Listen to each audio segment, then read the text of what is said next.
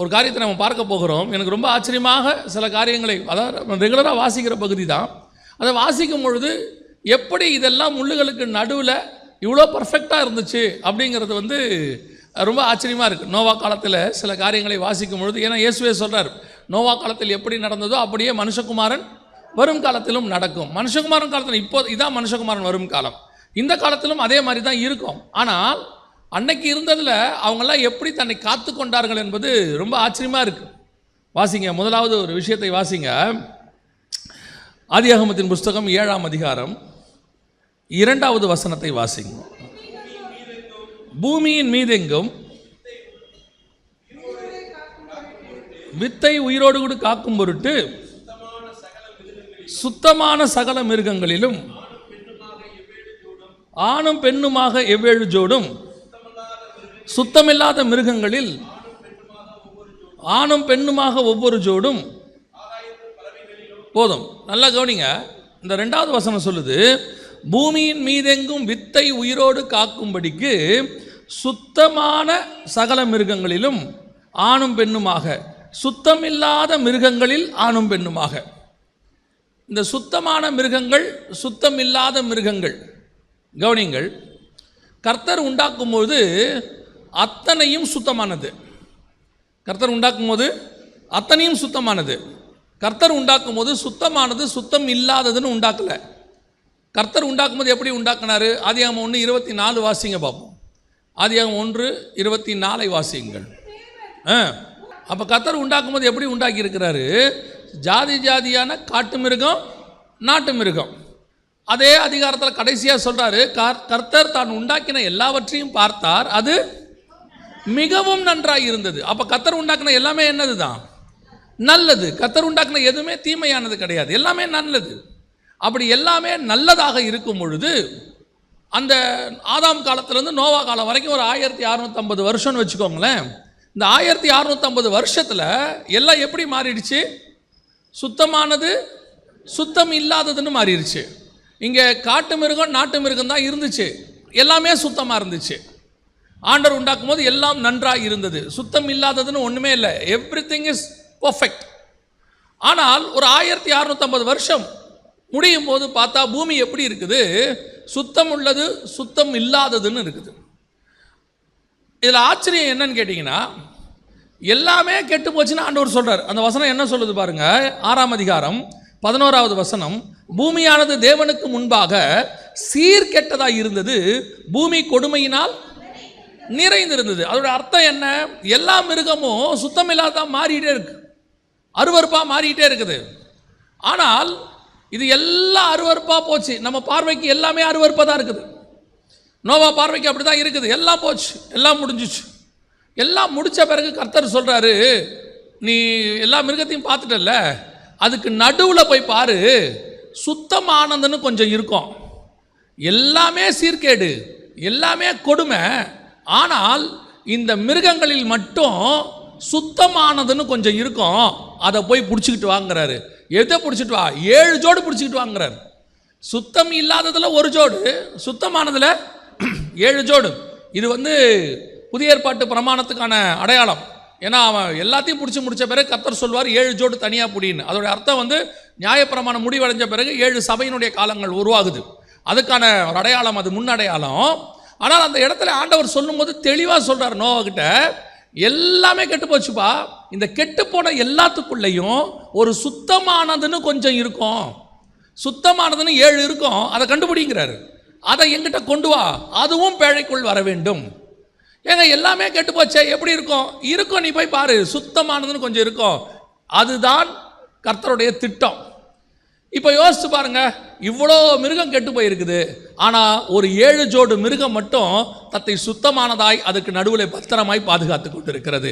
இதுதான் முள்ளுகளுக்கு நடுவிலே லீலி புஷ்பம் இருக்கிறது.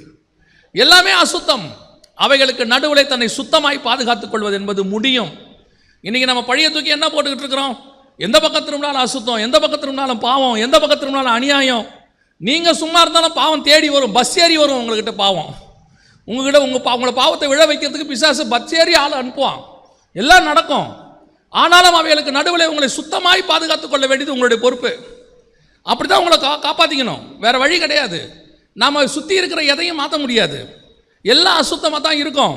அவைகளுக்கு நடுவில் நாம் சுத்தமாக இருக்கணும். சுற்றி இருக்கிறது மேலே பழி போட முடியாது, எல்லாமே அசுத்தங்க. இன்றைக்கி நம்ம சொல்கிற விஷயம்லாம் என்ன, எல்லாம் தப்பாக போச்சு, எல்லாம் அசுத்தமாக இருக்குது. எப்படி இதுக்கு நடுவில் இருந்துக்கிட்டு நம்மளால் இருக்க முடியும்? செல்ஃபோனை கையில் வச்சுக்கிட்டு நான் எப்படி சுத்தமாக இருக்கிறது? செல்ஃபோனை கையில் வச்சுக்கிட்டு சுத்தமாக இருக்கணும். அதுதான் கர்த்தர் எக்ஸ்பெக்ட் பண்ணுறது. கொண்டு போயிட்டு கிறிஸ்டியன் காலேஜில் விட்டுட்டா போதும், பையன் பர்ஃபெக்டாக இருப்பான். கிறிஸ்டியன் காலேஜில் விட்டு கெட்டு போகிறவனும் இருக்கிறான். கிறிஸ்டியன் அல்லாத காலேஜில் போய் தன்னை சுத்தமாய் பாதுகாத்து கொண்டவனும் இருக்கிறான். கிறிஸ்தவன் நாட்டுக்குள்ளே இருந்து கெட்டு போனவனும் இருக்கிறான். கிறிஸ்தவ அல்லாத நாட்டில் இருந்து தன்னை சுத்தமாய் பாதுகாத்து கொண்டவனும் இருக்கிறான். எல்லாரும் சொல்கிறது என்ன, ஐயோ அங்கே போனால் கஷ்டம், இங்கே போனால் கஷ்டம் சொல்லுவாங்க. மத்திய கிழக்கு நாடுகளுக்கெல்லாம் போயிட்டா அங்கே சர்ச்சுக்கே போக முடியாதுங்க, அங்கே சர்ச்சை நடத்தவே முடியாது, அதனால் அங்கே போனால் ஆவிக்குரிய வாழ்க்கையே வீணாக போயிடும் அப்படின்னு சொல்லுவாங்க. விஷயம் தெரியுமா? அந்த மத்திய கிழக்கு நாடுகளுக்கு போய் அங்கே சபை ஆரம்பித்து அங்கே இருக்கிறவங்கள ரட்சிப்புக்குள்ளே நடத்தி அங்கே இருக்கிறவங்களையே உள்ளே வர வைக்கிற ஒரு பெரிய கூட்டம் இருக்குது. இதுதான் முள்ளுகளுக்கு நடுவே லீலி புஷ்பம். எல்லாரும் சொல்கிறது அமெரிக்காவில் நம்ம உண்மையாக வாழ முடியாதுங்க, ஆஸ்திரேலியாவிலே உண்மையாக வாழ முடியாது, நியூசிலாந்தில் உண்மையாக வாழ முடியாது, கனடாவில் உண்மையாக வாழ முடியாது. யார் சொன்னா? அங்கேயும் கர்த்தருக்காக வைராக்கியம் உள்ளவர்கள் இருக்கிறார்கள், தங்கள் பிள்ளைகளை வைராக்கியமாய் வளர்க்க வேண்டும் என்று சொல்லுகிறவர்கள் இருக்கிறார்கள், அங்கேயே வச்சு பிள்ளையை பத்திரமா பாதுகாக்கிறவர்களும் இருக்கிறார்கள். அதுதான் முள்ளுகளுக்கு நடுவே லீலி புஷ்பம். முடியும், அசுத்தத்துக்கு நடுவில் சுத்தமாக வாழ முடியும், தன்னை அதோடு கூட இணைத்து கொள்ளாதபடி. எப்படி இந்த சுத்தமானது வாழ்ந்துச்சு? அந்த அசுத்தமானதெல்லாம் பக்கத்தில் இருக்கும், ஆனால் அதுவும் இதுவும் ஒன்றா சேராது. அசுத்தமானது சேர வரும், ஆனால் சுத்தமானது சேராது. இந்த தேவபுத்திரர் என்ன பண்ணுறான்? இவன் தேசத்தில் இருக்கிற வரைக்கும், இஸ்ரவேலர் கானானுக்குள்ளே இருக்கிற வரைக்கும் பிரச்சனை இல்லை. மோவாபிய ஸ்திரீ வரும்போது தான் பிரச்சனை. ஆனால் மோவாபிய ஸ்திரீ வரும்போது எல்லாரும் சோரம் போய் கொண்டிருக்கிறான், ஒரே ஒரு பினகாசு மட்டும் ஈட்டி எடுத்து குத்துன்னு குத்துறான். அதான் முள்ளுகளுக்கு நடுவே லீலி புஷ்பம். அத்தனை பேரும் சோரம் போகும்போது அவைகளுக்கு நடுவே நான் ஈட்டி எடுத்து குத்துவேங்கிறான். அந்த வைராக்கியம், கலவாமை ரொம்ப முக்கியம். எல்லாம் இருக்கும், நாம் வேற எந்த பாகுபாடும் பார்க்கல. இங்கே ஜாதி பாகுபாடு கிடையாது, இந்த பாகுபாடு கிடையாது, எதுவும் கிடையாது. ஆனால் விசுவாசிக்கும் அவிசுவாசிக்கும் பிணக்கம் கிடையாது. இங்கே சேர முடியாது இந்த இடத்துல. அதுதான் கர்த்தர் சொல்லக்கூடியது. எவ்வளோ யோசிச்சு பாருங்க, ஒரு மிருகத்துக்கு இருக்கக்கூடியதான ஒரு கான்சியஸ் அதுக்கு இருக்கு. இது அசுத்தமான மிருகம், இதோட நான் என்ன செய்யக்கூடாது, சேரக்கூடாதுன்னு அதுக்கு இருக்கு. ஆனால் இன்னைக்கு மனுஷனுக்கு அது இல்லை. அசுத்தமானது சுத்தமானது எந்த கான்செப்டும் கிடையாது. எதாக இருந்தாலும் சரி, நான் சொல்கிறது வெறும் சரீர பிரகாரமாக அல்ல, அது ஆகாரத்திலேயாக இருக்கட்டும் அல்லது எது வேணாக இருக்கட்டும், அதை பற்றிலாம் அவனுக்கு ஒரு கவலையுமே கிடையாது. உடனே ஆண்டவர் கிருபை உள்ளவர், மன்னிச்சிருவார். உங்கள் ஆராதனை எப்படிப்பட்டதாக இருக்கிறது? இன்றைக்கி நிறைய அசுத்தமான ஆராதனை இருக்குது. அசுத்தமான ஆராதனை பண்ணுறது தான் இன்றைக்கி ஆராதனைங்கிற மாதிரி ஒரு ஃபார்முலாவை உருவாக்கிட்டாங்க. அப்படி உருவாக்கும் பொழுது அவைகளுக்கு நடுவே சில லீலி புஷ்பம் இருக்கிறது. அது எது உண்மையான ஆராதனை என்பதை ஆராதித்து கொண்டு இருக்கிறது. நமக்கு அன்றைக்கி தெரியாது. எல்லாம் அசுத்தமாக இருக்கும், எல்லாம் ஆடும், எல்லாம் குதிக்கும், எல்லாம் பாடும், எல்லாம் விசிலடிக்கும், எல்லாம் கத்தும், கூக்குரலிடும், ஓலமிடும். அதுக்கு நடுவில் ஒரு கூட்டம் தன்னை ஜீவாதார பலியாக கொடுத்து புத்தி உள்ள ஆராதனை பண்ணி கொண்டு இருக்கும். அதை பார்க்கும்போது மற்றவங்களுக்கு கேவலமாக இருக்கும். ஒரு நாள் சொல்வார், அந்த சுத்தமானதை புடியும்பார் ஆண்டவர். அந்த சுத்தமானதை புடி, அதுதான் சுத்தமானது. இது எல்லாம் அசுத்தமாக இருக்கிறது, இது மட்டும் சுத்தமாக இருக்கு, அதை புடியும்பார். அதைத்தான் கர்த்தர் விரும்புகிறார். நம்மை சுற்றி எத்தனை இருந்தாலும் அதோடு கூட கலவாதபடிக்கு, அதோடு கூட இணையாதபடிக்கு அதை தள்ளி ஓரமாக வச்சிடணும். வராமலாம் இருக்காது. இந்த பூமியில் நீங்கள் இருக்கிற வரைக்கும் சாத்தான் உங்களுக்கு விரோதமாய் போராடி கொண்டே தான் இருப்பான். அது கண்கள் இச்சையாக இருக்கும், ஜீவனத்தின் பெருமையாக இருக்கும், மாம்சத்தின் இச்சையாக இருக்கும், போராடிக்கிட்டே தான் இருப்பான். நீங்கள் எவ்வளோ ஓடினாலும் போராடிக்கிட்டே தான் இருப்பான். நீங்கள் ஓட அது விரட்ட நீங்கள் ஓடிக்கிட்டே தான் இருக்கணும். அந்த அசுத்தத்தை உங்கள் சுத்தத்தோட கலவாதபடிக்கு பாதுகாத்து கொள்ளணும். ஒரு செத்த ஈ பரிமளக்காரன் தைலத்தை என்ன செஞ்சிடும்? நாரி போக பண்ணிடும். அந்த செத்த ஈயை கிட்ட வராமல் பார்த்துக்க வேண்டியதான் நம்முடைய வேலை. ஒரு மிருகத்துக்கு இருக்கக்கூடிய சுபாவம் யாருக்கு இல்லை? இன்னைக்கு மனுஷனுக்கு இல்லை. பலகீனம் கேட்டால் நம்ம உடனே காரணம் சொல்லிடும். பலகீனங்க, பலகீனத்தில் ஏன் மிருகத்துக்கு இல்லாத பலகீனமா? ஒரு பூனை பாருங்க, நாயோட சேராது பாருங்க, சுத்தமாய் தன்னை பாதுகாத்து கொள்ளுது. அதுவும் சொல்கிறாங்க, புறாவை பற்றிலாம் சொல்கிறாங்க, ரொம்ப அற்புதமான குவாலிட்டிஸ் இருக்குமா மிருகத்துக்கிட்ட. மிருகத்துக்கிட்ட இருக்கிற குவாலிட்டிஸ் இன்றைக்கி யாருக்கிட்ட இல்லை? மனுஷங்கிட்ட இல்லை. புறஜாதியை போய், அதாவது தேவனை அறியாதவர்களை போய் கொண்டு வந்துடுறான். சபையில் கொண்டு வந்துட்டு பாஸ்டர்கிட்ட அம்மா கிட்ட போய் சொல்லிடுறான், அம்மா அப்பா கிட்ட போய் சொல்லிடுறான். என்ன சொல்லிடுறான்? இந்த மாதிரி இது இல்லாட்டி கல்யாணம் பண்ணி வைக்காட்டி நான் செத்தே போவேன் அப்படிங்கிறான். அந்த வயலுக்கு தெரியாது, பண்ணத்தான் சாக போகிறான். அவன் சொல்லிடுறான், பண்ணி வச்சாலே ஆச்சு அப்படின்னு. இந்த அப்பா அம்மாவும் இருக்காங்க பாருங்க, அவங்களுக்கு தேவனை விட, சர்ச்சை விட, பிரமாணத்தை விட, எல்லாத்த விட எது முக்கியம் தெரியுமா? பசங்க முக்கியம். ஆண்டவர் கேட்குறாரு, நான் முக்கியமா பையன் முக்கியமா? என்னை காட்டிலும் உன் குமாரனை நீ அதிகமாக நேசிக்கிறாயான்னு கேட்குறாரு ஆபிரகாமை. இன்றைக்கி நம்மால் ஆமான்றுவான், சோதிக்கவே வேண்டாம், பலி கொடுக்குறியான்ற கேள்வியெலாம் வராது, ரெண்டாவது கொஸ்டினே வராது. என்னை காட்டிலும் உன் ஆமாம் ஆண்டவரை நேசிக்கிறேன்ருவான். யாரை பலி கொடுக்குற? உங்களை தான். இல்லை பையனா? ஐயா பையனெல்லாம் பலி கொடுக்க முடியாது, இருக்கிறது ஒரே பையன், பலி கொடுக்க முடியாது. நீங்கள் உங்களை பலி கொடுக்கலாம், சர்ச்சை பலி கொடுக்கலாம், எதை வேணால் பலி கொடுக்கலாம். கொண்டாந்து பாஸ்டர்கிட்ட கேட்குறது, பாஸ்டர் பையன் சொல்கிறான் செத்து போவானா, ஏதாவது பார்த்து கொஞ்சம் பண்ணி வைங்க. அதெல்லாம் பண்ணி வைக்க முடியாது, அதெல்லாம் பண்ணி வைக்க முடியாது. ஒரு மிருகத்துக்கு இல்லாத, நான் ஒரு மிருகத்துக்கிட்ட இருக்கிற நல்ல குணம் பையன்கிட்டையும் இல்லையோ பொண்ணுக்கிட்டையும் இல்லையோ வளர்த்துருக்குறோம். அது போய் அசுத்தமானதோடு கூட கலக்கிறது. நாம் இங்கே திருப்பியும் சொல்கிறேன், நம் ஜாதியை பற்றி பேசல, எதை பற்றியும் பேசல, அவிசுவாசத்துக்கும் விசுவாசத்துக்கும் உள்ள வித்தியாசத்தை பேசுகிறோம். தேவனை அறிகிறதுக்கும் அறிகாரத்துக்கும் உள்ள வித்தியாசம், பாவ மன்னிப்பு பெற்றவனுக்கும் பாவ மன்னிப்பு பெறாதவனுக்கும் உள்ள வித்தியாசம். கொண்டாந்து சர்ச்சில் வைக்கணும். நல்ல பாஸ்டர்ஸ் கொஞ்சம் பேர் இருக்கிறாங்க, முடியாதுன்னு சொல்லிடுவாங்க நேரடியாக. இது பலிபீடம், இது பரிசுத்தமானது, இந்த பரிசுத்தமான பலிபீடத்தில் சுத்தமான மிருகத்தை மட்டும் தான் என்ன செய்ய முடியும்? பலி கொடுக்க முடியும், அசுத்தமானதை பலி கொடுக்க முடியாதுன்னு சொல்லிடுவாங்க. இதுக்குன்னே கொஞ்சம் பேர் கடை திறந்து வச்சுருக்கிறான், இதுக்குன்னே வச்சுருக்கிறான். போன உடனே ஒரு 10,000 ரூபாய் 5,000 ரூபாயை வாங்கிக்கிட்டு எங்கேருந்து வந்துச்சு, யாருக்கிட்ட வந்துச்சு, எந்த பிரச்சனையும் கிடையாது, உடனே கல்யாணம் பண்ணி வச்சிடறான்னு சொல்கிறேன், தப்பாக எடுத்துக்காதீங்க. அவனுக்கெல்லாம் மரியாதை கொடுக்கக்கூடாது, அவன்லாம் மனுஷனே கிடையாது. அதில் எப்படி பாஸ்டராக இருக்க முடியும்? இன்றைக்கி சுத்தமானதையும் அசுத்தமானதையும் கொண்டு வந்து தேவ பலிபீடத்தில் நிற்க வைக்கக்கூடிய ஆசாரியர்கள் அநேகர் இருக்கிறார்கள். நீங்களே முடிவெடுக்கணும், நீங்கள் சொல்லிடணும், இந்த தம்பி இது ஆகாது, இது நடக்காது. ஒரு தாய் சொன்னால் தன் மகளை பார்த்து, அவிசுவாசியோடு கூட திருமணம் செய்வதற்கு நான் ஒரு நாளும் தடை செய்ய மாட்டேன், ஒத்துக்க மாட்டேன், சான்ஸே இல்லைன்னு சொன்னா. மகள் சொன்னா, நான் உங்ககிட்ட வந்து பர்மிஷனே கேட்கல, நான் இன்ஃபர்மேஷன் கொடுக்குறேன்னா. அந்த அம்மா சொன்னா, நீ இன்ஃபர்மேஷன் கொடு, பர்மிஷன் கொடு, நான் ஜெபம் பண்ண போகிறேன் பார்த்துக்கண்ணா. உபவாசம் போட்டு ஜெபம் பண்ணா, நடந்தது என்ன தெரியுமா? மகள் திரும்பி வீட்டுக்கு பத்திரமாய் வந்து விட்டாள். இதுதான் ஒரு தாயினுடைய, ஒரு தகப்பனுடைய வேலை. சுத்தமானதை அசுத்தமானதோடு கலக்க ஒத்துக்கக்கூடாது, அது கலக்கவும் கூடாது. இன்றைக்கி இருக்கிற வாலிப பிள்ளைகளுக்கு சொல்கிறேன், உலகம் பார்க்கறதுக்கு அட்ராக்டிவாக தான் இருக்கும், பார்வைக்கு இன்பமும் புசிப்புக்கு ஏற்றதுமாகத்தான் இருக்கும், அது அப்படி தான் இருக்கும். ஆனால் அது ஒரு நாள் மரணம். சில நேரத்தில் நித்திய ஜீவனுக்கான விருட்சம் பார்க்கறதுக்கு அழகாக தெரியாது, பார்க்கறதுக்கு ஒன்றும் தெரியாது, ஆனால் கர்த்தர் கொடுக்குற நித்திய ஜீவன் அந்த ஜீவ விருட்சத்துக்குள்ளே இருக்கிறது. சில நேரத்தில் கர்த்தர் கொடுக்கும்போது நான் எக்ஸ்பெக்ட் பண்ண மாதிரி இல்லை, நீ எக்ஸ்பெக்ட் பண்ண மாதிரி இருக்காது, ஆனால் கர்த்தர் கொடுக்கறது அவர் எக்ஸ்பெக்ட் பண்ண மாதிரி இருக்கும், அது முடிவு சம்பூர்ணமாக இருக்கும். இன்றைக்கி அதுதான் நடைபெற்று கொண்டு இருக்கிறது. விசுவாசிக்கும் அவிசுவாசிக்கும், அசுத்தமானதுக்கும் சுத்தமானதுக்கும் என்ன கிடையாது? சம்பந்தம் கிடையாது. பூமி முழுக்க அப்படி இருக்கட்டும். சிலர் சொல்கிறாங்க, அமெரிக்காவுக்கோ வெஸ்டர்ன் கண்ட்ரீஸுக்கோ போனால் அவங்க சொல்கிறாங்க, இந்த நாட்டோடைய சட்டம் அப்படி, எந்த நாட்டோடைய சட்டம் எதுவானா இருக்கட்டும், பைபிள் என்ன சொல்லுதுங்கிறது தான் நம்முடைய ஒரே கேள்வி. பைபிள் வந்து யூரோப்புக்கு வேறு, அமெரிக்காவுக்கு வேறு, இந்தியாவுக்கு வேறு கிடையாது. திருமணத்திற்கு முன்னாடி அங்கே நீங்கள் எந்த இதுவும் மணப்பெண்ணும் மணமகனும் எந்த ஒரு காரியமும் செய்யக்கூடாது என்பது பைபிள் சொல்லிச்சுன்னா சொன்னது தான். இல்லைங்க, இந்த நாட்டில் லிவிங் டுகெதர்லாம் நார்மல், அவங்க பழகி பார்த்து வாழ்ந்து பார்த்து கடைசியாக ஓகேன்னு சொன்னால் கல்யாணம் பண்ணிக்கலாம், அது அவங்க இஷ்டம். இல்லை, இந்த நாட்டில் அது சகஜம், நாட்டில் சகஜம், நரகத்தில் கூட தான் பாவம் சகஜம், அதனால் பாவம் செய்ய முடியுமா? இதுதான் பைபிள் சொல்லுது, இவ்வளோதான். விவாகமானது யாவருக்குள்ளும் கனம் உள்ளதாக இருக்கிறது, அவ்வளோதான், வேலை முடிஞ்சு. அவன் என்ன வேணா, அதாவது இன்னைக்கு ஒரு கூட்டம் இருக்குது, இது படிச்சிடுச்சுன்னா அறிவு வந்துருச்சுன்னு நினைக்குது. படிக்க படிக்க படிக்க அறிவு மங்கிக்கிட்டே போகுது.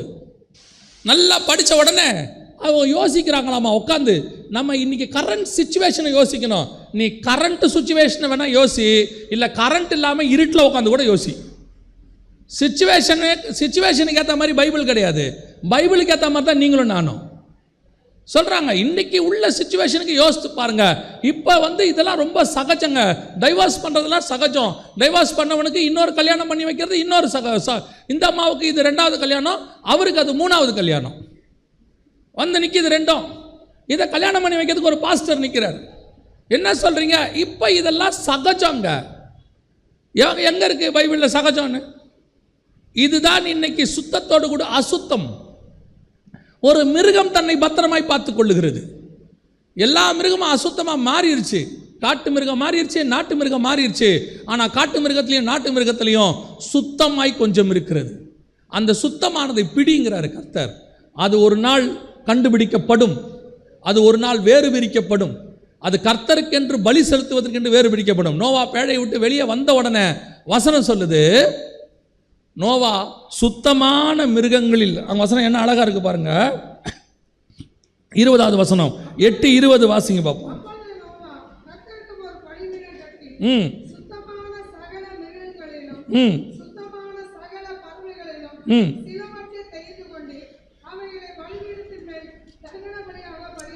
எல்லாம் அசுத்தம் இருக்கு. சுத்தமானதை ஏன் பிடிச்சோம் தெரியுமா? நாங்கள் ஒரு நாள் உன்னை கொண்டு தான் கர்த்தர் சுகந்த வாசனையை நுகர போகிறார். அதுதான் கர்த்தருக்கு வாசனை கொடுக்க போகிறது. கர்த்தர் அந்த பலியைத்தான் சுகந்த வாசனையை நுகர போகிறார். எல்லாம் இன்னைக்கு மொத்தமாக இருக்குது. சுத்தம் அசுத்தம் எல்லாம் இருக்குது. பார்க்கும்போது நிறைய ஊழியக்காரங்களுக்கே கொஞ்சம் ஃபெட்டப் பார்க்குறாங்க. என்ன ஃபெட்டப் பார்க்குறாங்க? இந்த அசுத்தமான மிருகம் எல்லாம் பயங்கர ஆட்டம் ஆடுது, பயங்கரமாக குதிக்குது. பார்த்தா க்ரௌடு அங்கே தான் போகுது. நாமளும் கர்த்தருக்கு உண்மையாக ஆராதிக்கணுங்கிறோம், அங்கே வர மாதிரி க்ரௌடு வரமாட்டேங்குது அப்படின்னு சொன்னாங்க. அப்போ ஒரு ஊழியக்காரர் பாவம் ரொம்ப ஃபெட்டப் ஆகிட்டார்.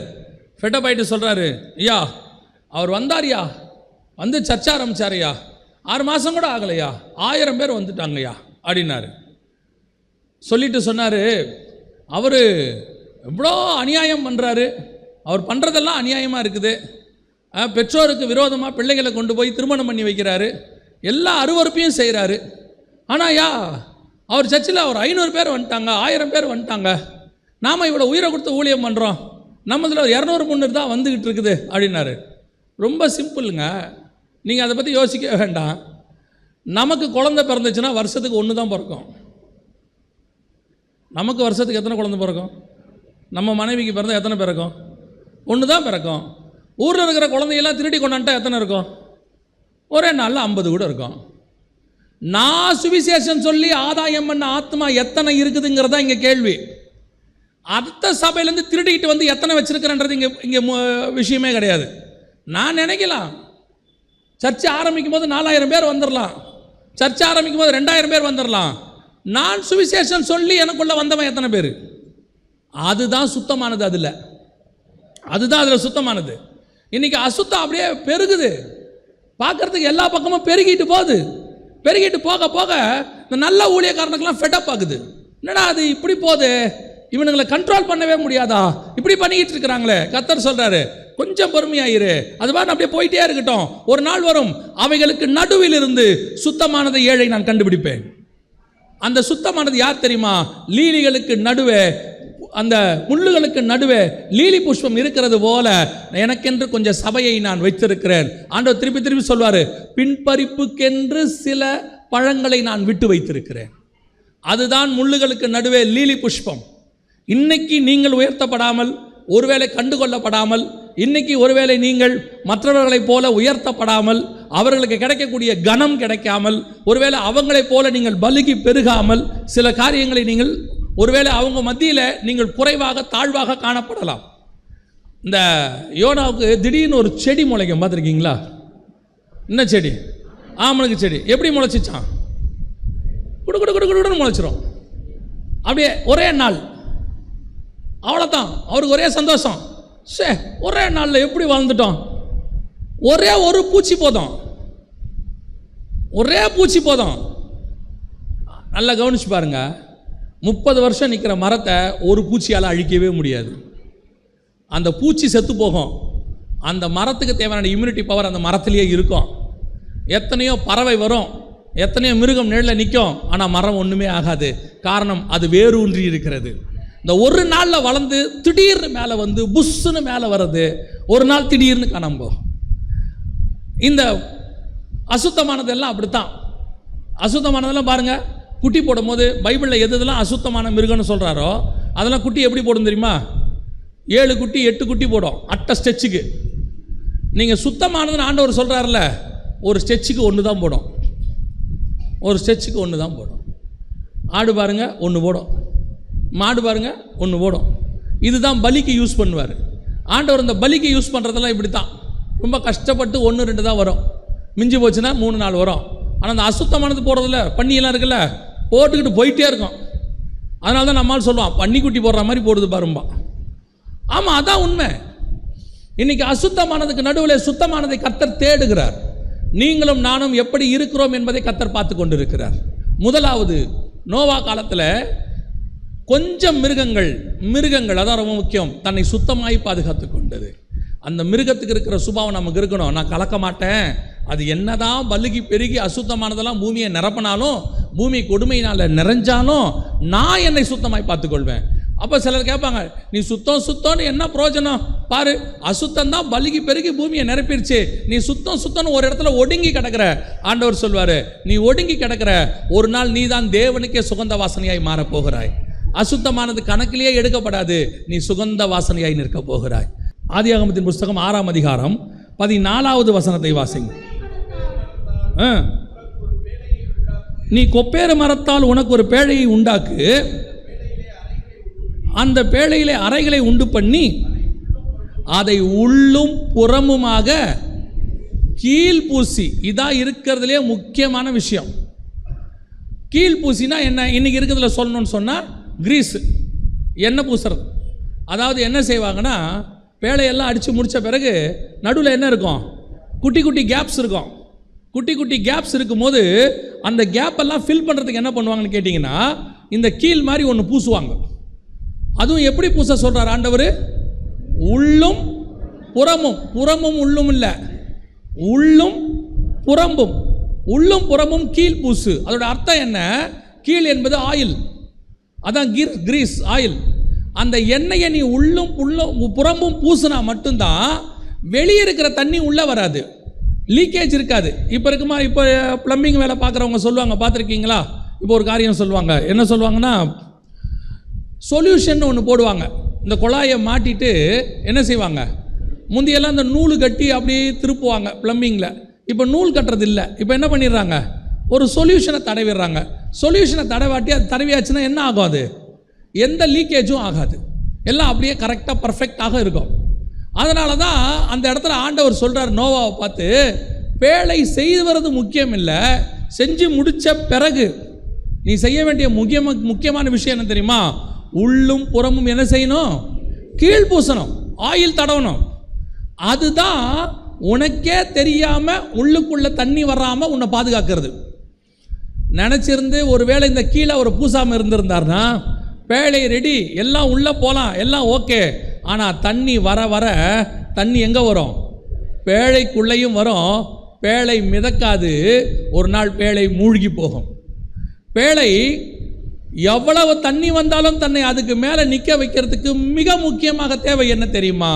எல்லாத்தையும் செஞ்சு முடித்த பிறகு தண்ணி உள்ளே வராமல், பாவம் உள்ளே, ஏன்னா அது பாவம் மிகுதினால நியாய தீர்ப்பு வருது. ஜலம் என்பது நியாய தீர்ப்புக்கான அடையாளம் கர்த்தர் வச்சிருக்கிறார். அந்த நியாய தீர்ப்பு என்னை சேதப்படுத்தாமல் இருக்கணும்னா, எனக்குள்ள பரிசுத்த ஆவியானவர் உள்ளும் புறமுமாக கீழ் பூசப்பட்டிருக்கணும். பரிசுத்த ஆவியானவர் உள்ளும் புறமுமாக என்னை மூடி இருக்கணும். நினச்சிக்க கூடாது, ஓ நான் பெரிய 15 வருஷம் விசுவாசி, 25 வருஷம் விசுவாசி. ஒருத்தர் என்கிட்ட பேசும்போது சொல்வார், எனக்கே பைபிள் சொல்லித்தரார் அவர் அப்படிம்பாரு. எனக்கு அவரை பார்த்தா பாவமாக இருக்கும். உங்களுக்கேன்னா அது என்ன அர்த்தம்? எனக்கே அப்படின்னா என்ன அர்த்தம்? எனக்கே அவர் சொல்லித்தரார் அப்படின்னா என்ன அர்த்தம்? அவர் என்ன விரும்புகிறாருன்னா, எனக்கு பைபிள் சொல்லி கொடுக்குற அளவுக்கு யாருக்கு என்ன இல்லைங்க, எந்த தகுதியும் இல்லை, நான் பைபிளில் தேறிட்டேன், இதுதான் பெருமை. இதான் நம்மளை அறியாமலேயே தண்ணி உள்ளே வந்துடும். எப்பேற்பட்ட பரிசுத்தவான்கள்லாம், எப்பேற்பட்ட வேத பண்டிதர்கள்லாம் கர்த்தருடைய கிருபைன்ட்டு போயிடுறாங்க. ஒன்றும் இல்லையா, கர்த்தருடைய கிருபையான்ட்டு போயிடுறாங்க. உலகத்தான எடுத்துக்கோங்க, எவ்வளோ பெரிய அவார்டு வாங்குறான், அவன் சொல்லிட்டு போயிடறான் எல்லாமே கடவுள் தான் அப்படின்ட்டு போயிடுறான். ஆனால் நம்ம ஆளுகளுக்கு கொஞ்சம் வந்த உடனே அப்படியே உள்ளும் புறமும் கீழ் இல்லை, அப்படியே கொஞ்சம் கொஞ்சமாக பெருமை உள்ளே போகுது. கொஞ்சம் கொஞ்சமாக பெருமை உள்ளே போய் ஒரு நாள் என்ன மாதிரி ஒரு தீர்க்கதரிசி உண்டா அப்படின்னு கேட்பாங்க. ஒருத்தர் என்னை பார்த்து ஒரு நாள் கேட்டார், பிரதர் என்ன 20ஆம் நூற்றாண்டு எலியான்னு சொல்லுவாங்க தெரியுமா உங்களுக்கு அப்படின்னாரு. நான் தெரியாதுன்னு சொன்னேன். எனக்கு தெரியாது, உண்மையிலே தெரியாது. 20ஆம் நூற்றாண்டில் எலியா இருக்கிறார், நீங்கள் பார்த்துருக்கீங்களா? நான் பார்த்ததில்லை.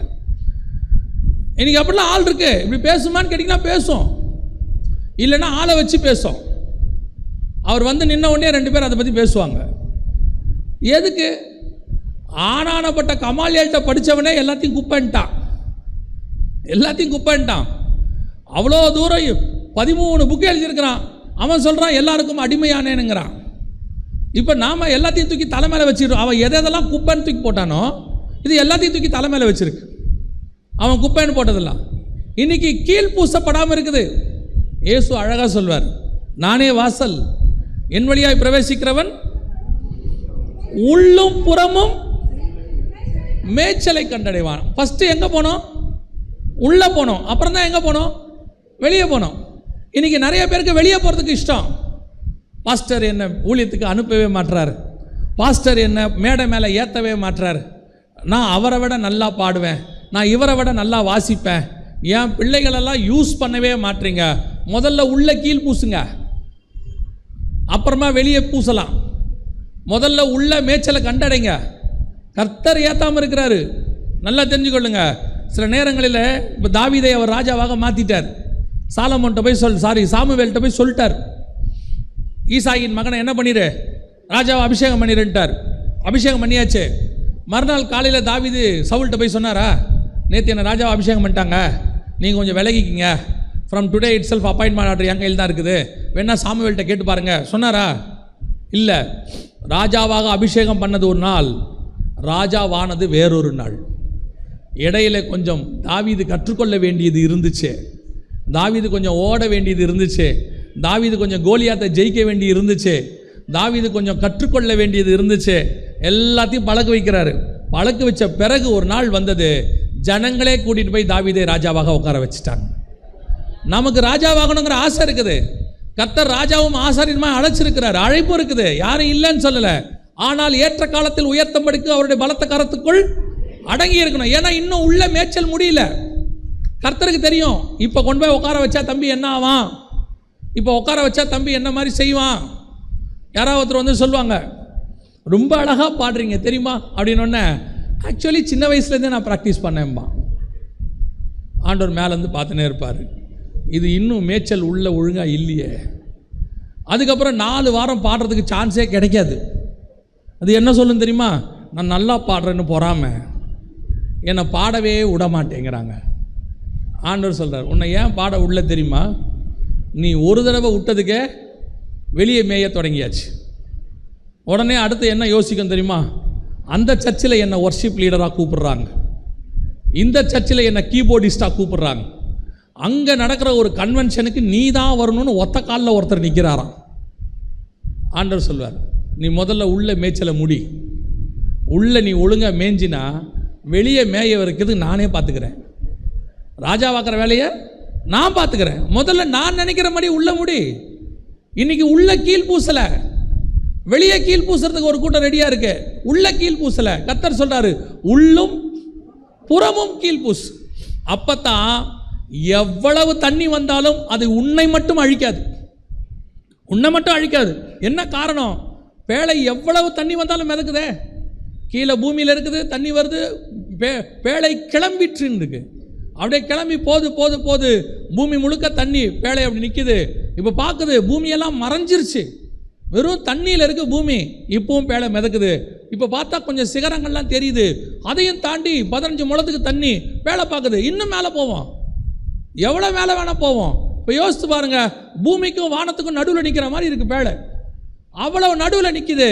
ஆனாலும் பேழை கவிழவே இல்லை, பேழை அழியவே இல்லை. காரணம் என்ன தெரியுமா, அதுக்குள்ளே இருக்கிற மிக முக்கியமான குவாலிட்டி, தண்ணி ஒரு டிராப்பு கூட உள்ளே வராதபடிக்கு தன்னை முழுவதுமாய் கீழ் பூசி இருந்தது. வெறும் பேழை மட்டும் இருந்திருந்தா சான்ஸ் இல்லை, கீழ் பூசி இருக்கணும். அதான் ஃபைனல் ஸ்டெப். நீங்கள் ரட்சிக்கப்பட்டீங்க, ஞானசானம் எடுத்துட்டீங்க, சபைக்கு வந்துட்டீங்க, முக்கியம் இல்லை, பரிசுத்த ஆவியில் நிரம்பி இருக்கணும். நிரம்புறது மட்டும் முக்கியம் இல்லை, அவருடைய அழைப்பை பெற்றிருக்கணும்.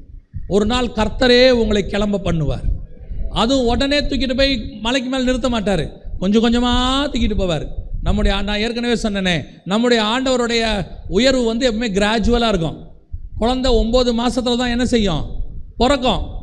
குழந்தை உருவான உடனே குழந்தைய பார்க்கணுங்கிற ஆசை வந்துடும். உடனே இப்போ இருக்கிறவங்களுக்குலாம் என்னென்னா, இந்த ஸ்கேன் சென்டருக்கு கூப்பிட்டு போய் டிவி மாதிரி வச்சு அதில் காட்டுறாங்க. ஒரு மண்டை ஓடு மாதிரி ஒன்று இருக்குது, இப்படி குழந்தையோடைய அந்த ஆரம்ப இதை காட்டுவாங்க. அப்படி பாருங்கள், உங்கள் குழந்தை அப்படி இருக்குது பாருங்கள். அதை பார்க்கறதுல நமக்கு என்ன இருக்குது, சந்தோஷம் இருக்குது. உடனே டாக்டர்கிட்ட, டாக்டர் இதை எடுத்து கொடுத்துட முடியுமா, இப்போ ரொம்ப அழகாக இருக்குது அப்படின்னா முடியுமா? முடியாது. உனக்கு இப்போ நாங்கள் காட்டியிருக்கிறோம், இது மொத்தமும் ஃபார்ம் ஆகி உன் கையில் குழந்தையாக வர்றதுக்கு 9 மாதம் ஆகும். You must wait. அது உங்கள்கிட்ட வருவதுக்கு நீ தான் வெயிட் பண்ணோம். டாக்டர் நீங்கள் 22ஆம் தேதின்னு சொன்னீங்க, 22 ஆயிடுச்சே, 23 வந்துச்சு, இன்னும் குழந்தை பிறக்கலையே. வரும், இருமா நீ. உனக்கு அந்த நேரம் வந்தால் தானாக குழந்தை வச்சுக்கோ, அது உள்ள தானாகவே வந்துடும். The right time. கர்த்தர் வெயிட் பண்ணுறாரு. அதுதான் சொல்கிறேன், உங்களுக்குன்னு ஆண்டவர் வச்சதை, ஆண்டவர் கொடுத்த ஊழியத்தை, அழைப்பை, மேன்மையை ஏற்ற நேரத்தில் கர்த்தர் உயர்த்தி கொண்டு மேலே போவார். அது வரைக்கும் உள்ளேயும் புறமும் கீழ் பூசிட்டீங்களான்னு மட்டும் பார்த்துக்கோங்க. அந்த கீழ் பூசப்பட்டு நீங்கள் ரெடியாக இருக்கிறீங்களா? தண்ணி உள்ளே வராதபடிக்கு பாதுகாத்து கொண்டு இருக்கிறீங்களா? உங்ககிட்ட 2 பொறுப்பு இருக்குது. ஒன்று, இந்த ஜென்ரேஷனை பாதுகாக்கணும். அந்த ஜென்ரேஷன் தான் அடுத்த ஜென்ரேஷனை உருவாக்க போகுது. சபை இந்த பொறுப்பு ஒவ்வொருத்தருக்கும் இருக்குது. அந்த பொறுப்பு நம்மகிட்ட இருக்குது. நான் ஏன் பர்ஃபெக்டாக இருக்கணும் தெரியுமா? நான் பர்ஃபெக்டாக இருக்கிறதுனால இன்னைக்கு இருக்கிறவர்களுக்கு மட்டுமல்ல, இனி வரப்போகிற இன்னொரு தலைமுறைக்கும் நான் பிரயோஜனம் உள்ளவனாய் மாறணும். ஆண்டவர் ஒரு நாள் இந்த பேழையை பற்றி பேசிக்கிட்டு இருக்கும்போது, படிச்சுக்கிட்டு இருக்கும்போது ஒரு கேள்வியை உணர்த்தினார். பேழை எவ்வளோ நாள் கட்டப்பட்டது அப்படின்னு. பேழை எவ்வளோ நாள் கட்டினாங்க? பேழை எவ்வளோ நாள் கட்டினாங்க?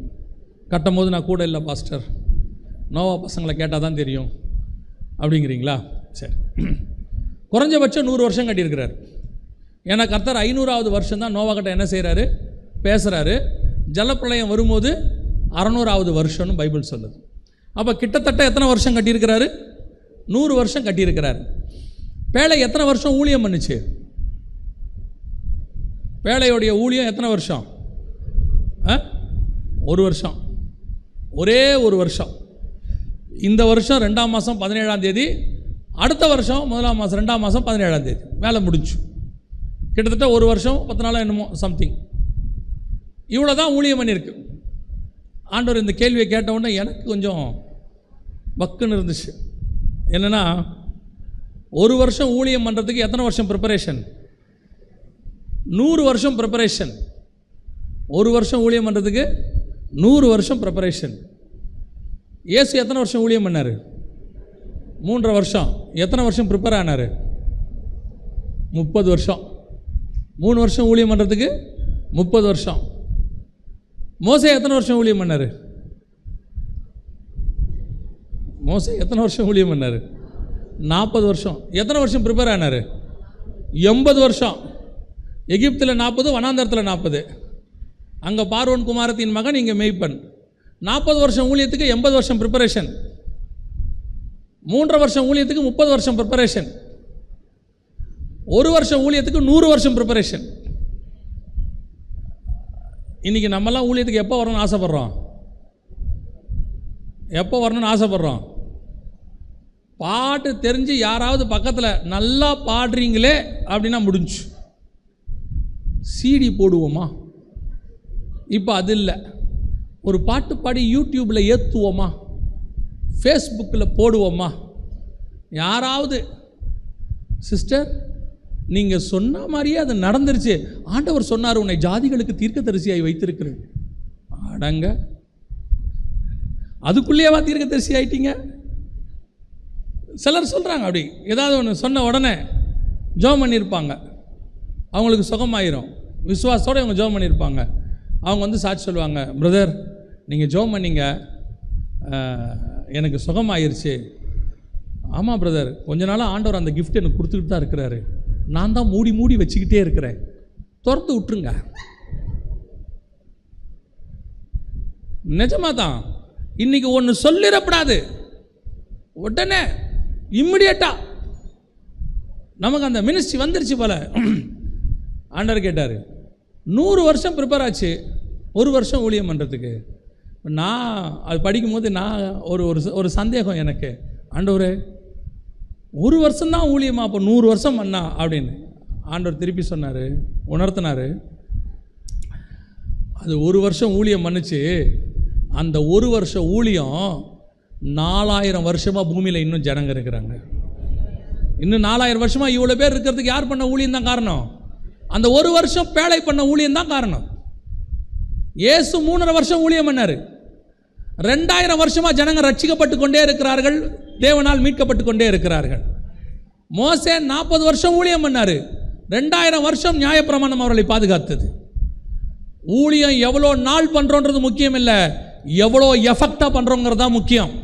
13 புஸ்தகத்தை அவன் 30 வருஷத்துக்குள்ளே எழுதி முடித்தான். 2000 வருஷம் அதுதான் உங்களுக்கும் எனக்கும் வேதமாக இருக்கிறது. அதுதான் மினிஸ்ட்ரி, அதான் ஊழியம். அதுக்கு அவங்க ப்ரிப்பேர் ஆகிற வருஷம் இருக்குது பாருங்க, உள்ளும் புறமும் கீழ் பூசுகிற வருஷம், அது ரொம்ப முக்கியம். 100 வருஷம் ரெடியான 1 வருஷம் ஊழியம் பண்ணுறது முக்கியம் இல்லை. ஆனால் என் ஊழியம் இந்த உலகத்தில் 2000 வருஷம் இல்லை, 4000 வருஷம் நோவாவுடைய பேழையின் ஊழியத்தினுடைய எஃபெக்ட் இன்னைய வரைக்கும் போய்கிட்டே இருக்குது, இன்ன வரைக்கும் நடந்துக்கிட்டே இருக்குது, இன்ன வரைக்கும் மக்கள் தொகை பெருகிட்டே இருக்குது. இவ்வளோத்துக்கும் யார் காரணம்? அந்த பேழை பண்ண 1 வருஷம் ஊழியம் காரணம். அந்த பேழை மட்டும் கீழ் பூசாமல் இருந்திருந்து உள்ள தண்ணி வந்திருந்தா அன்னையோட எல்லாம் அழிஞ்சு போயிருக்கும், மொத்தம் போயிருக்கும். அப்போ அந்த பேழையினுடைய ஊழியம் எவ்வளோ இம்பார்ட்டன்ஸ் பாருங்கள், எவ்வளோ முக்கியம் பாருங்கள். நாம் செய்கிற ஊழியம் சின்ன ஊழியமா பெரிய ஊழியமான்றது முக்கியம் இல்லை. அடிக்கடி எனக்கு ஆண்டவர் உணர்த்துகிற ஒரு விஷயம், நான் பில்லி கிரகமாக மாறி பெரிய எவாஞ்சலிஸ்ட் ஆகிறேன்னான்னு தெரியாது, ஆனால் என் ஊழியத்தில் ஒரு பில்லி கிரகமாக உருவாக்கிட்டா கூட போதும், நான் உருவாக்கிட்டா போதும். நான் பில்லி கிரகம் ஆகிறேன்றது முக்கியம் இல்லை, என் ஊழியத்தில் ஒரு பில்லி கிரகம் வந்தால் போதும், அவ்வளோதான். நான் தெரியாமல் போனால் கூட பிரச்சனை இல்லை, பேழை காணாமல் போனாலும் பிரச்சனை இல்லை, அராரத் மலையில் அது உடஞ்சி போனாலும் பிரச்சனை இல்லை. ஆனால் அதனுடைய ஊழியத்தினுடைய எஃபெக்ட் 4000 வருஷமாக ஜனங்கள் பூமியில் இருந்து கொண்டே இருக்கிறார்கள். அதே மாதிரி தான் நம்ம ஊழியம் இருக்கணும், நம்மளுடைய வாழ்க்கை இருக்கணும், உள்ளும் புறமும் கீழ் பூசப்பட்டிருக்கணும். இன்றைக்கி ஆசைப்படுறீங்கல்ல, நான் போகும்போது என் சொத்துக்கெல்லாம் ஒரு வாரிசு பூமியில் விட்டுட்டு போகணுன்னு இருக்குல்ல, இவ்வளோ இருக்குது, எனக்குன்னு யாருமே இல்லை. அந்த ஆசை ஆபிரகாமுக்கே இருந்துச்சு, எனக்கு எல்லாம் இருக்குது ஆண்டவரே, பிள்ளை இல்லாமல் இருக்கிறேனே, நான் போகும்போது அடுத்த தலைமுறை இங்கே இருக்கணும்னு ஆசை இருக்குதுல்ல.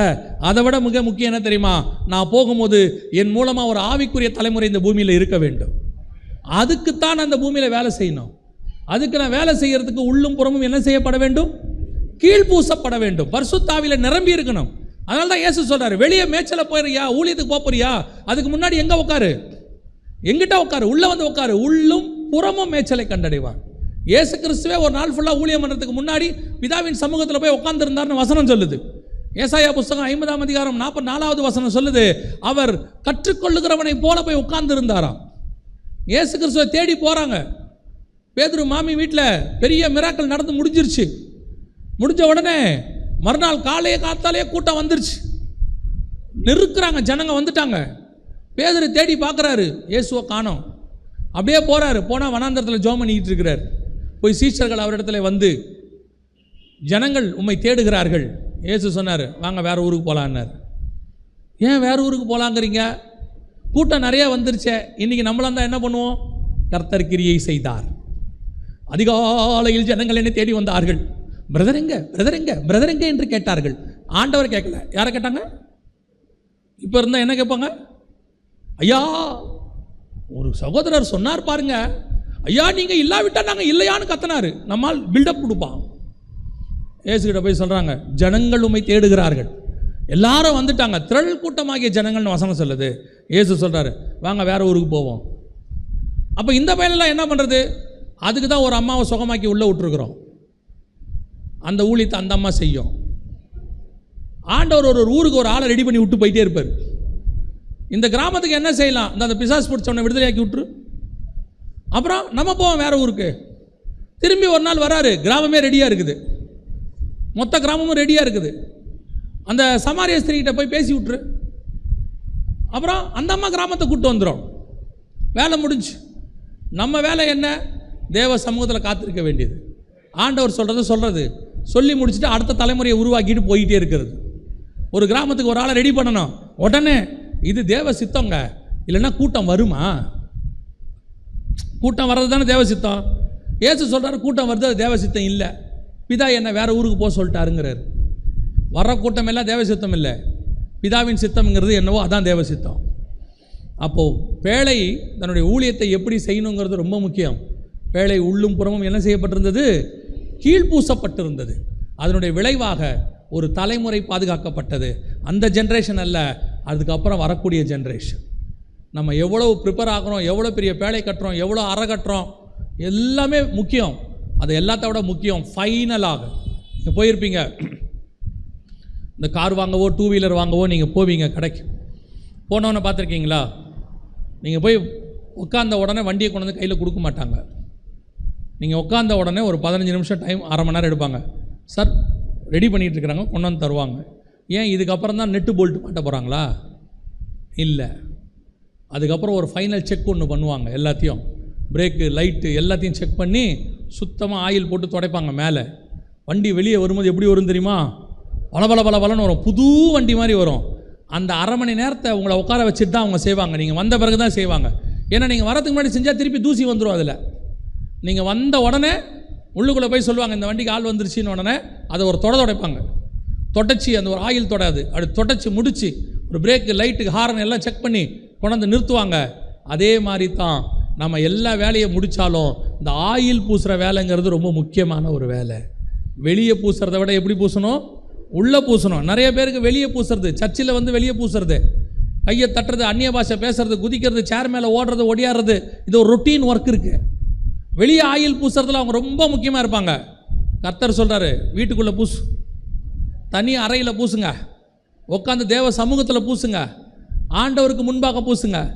சிலருக்கு வந்து பார்த்தீங்கன்னு சொன்னால் அந்த எல்லார் எதிரிலையும் ஆவியில் நிறையிறதுங்கிறது ஒரு சந்தோஷமான விஷயம் அவங்களுக்கு. அப்படியே அந்நிய பாஷை பேசுறது நான் குற்றமாக சொல்லலை. நீங்கள் எவ்வளோக்கு எவ்வளோ உள்ள கீழ் பூசுறீங்களோ அதான் ரொம்ப முக்கியம். வெளியவும் பூசணும். பேழை அவ்வளவு தண்ணிக்கு நடுவில் தன்னை பத்திரமாய் பாதுகாத்து கொண்டது. அதுதான் முள்ளுகளுக்கு நடுவே லீலி புஷ்பமாய் என்னுடைய நேச குமாரத்தி இருக்கிறாள். அதான் ரொம்ப முக்கியம். என்னுடைய நேசத்துக்குரியவள் இருக்கிறாள். சபை இப்படி தான் சபை தன்னை பாதுகாத்து கொள்ளணும். தண்ணி வரும், உயரமாக போயிட்டே இருக்கும், நம்ம மேலே போய் அதுக்கு மேலே போயிட்டே இருக்கணும். 2000 வருஷமாக பூமியில் பாவம் பெருகுச்சா குறைஞ்சிருக்கா? பெருகிட்டே தான் போகுது, குறையவே இல்லை, பெருகிட்டே தான் போகுது. பாவம் பெருக பெருக பெருக சபை அதை தாண்டி மேலே போய்கிட்டே இருக்குது. சபை ஜெயிச்சுக்கிட்டே இருக்குது. சபை அதையும் தாண்டி போகும். இப்பவும் சொல்கிறேன், சபையை ஒரு நாளும் பாதாளத்தின் வாசல்கள் மேற்கொள்ளாது. சபை மேலே போய்கிட்டே தான் இருக்கும். ஒரு நாள் வரும், தண்ணியெல்லாம் வற்றி போய் சபை மட்டும் பூமியில் நிற்கும். அல்லேலூயா.